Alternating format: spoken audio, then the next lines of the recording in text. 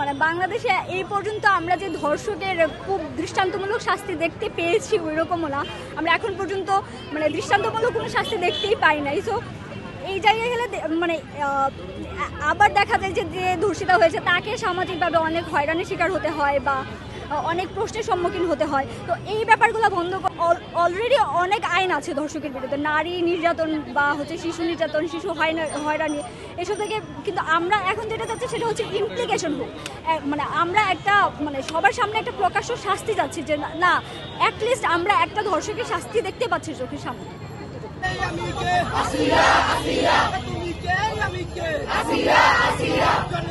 যেই দেশে কখনো এরকম ধর্ষকের বিচার হয়নি সেই দেশে আজকে 100 হবে, কালকে 500 হবে, তারপর দিন আপনার মেয়ে, আপনার বোন, আপনার ঘরের বউরও ধর্ষণ হতে পারে।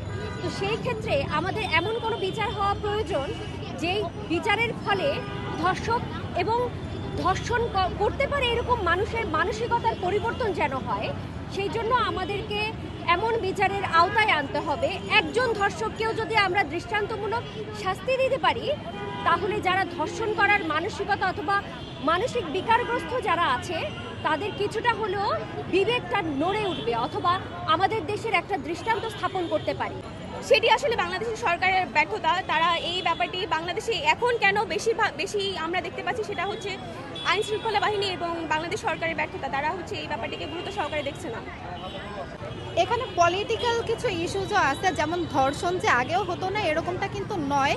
তবে আমাদের কাছে মনে হয় যে 16 বছর ধরে যে রেজিমটা টিকে ছিল তাদের স্বৈরাচারিতার কারণে বা তারা আমাদেরকে কিন্তু কথা বলার সেই জায়গাটা আমাদেরকে দেয়নি, যে প্ল্যাটফর্মটা আমরা এখন পাচ্ছি। কিছু একটা হইলেই আমরা এখন সোশ্যাল মিডিয়াতে পোস্ট করে দিচ্ছি বা এটা নিয়ে কথা বলতেছি।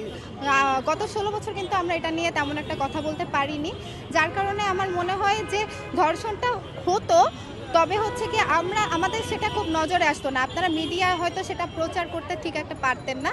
তবে বর্তমানে ধর্ষণের মাত্রা বাড়ার পিছনে মানুষের মানসিকতার একটা পরিবর্তন হচ্ছে, মানসিকতা কলুষিত হচ্ছে, সাথে হচ্ছে ওয়েস্টার্নাইজ যে কালচারটা আমাদের বাঙালি কালচারের সাথে মিশ্রিত হচ্ছে, যার ফলে আমার মনে হয় যে মানুষ ওয়েস্টার্নাইজেশনটা ফলো করতে গিয়েও কিছুটা ফ্রি মিক্সিংয়ের কারণে এরকমটা হতে পারে।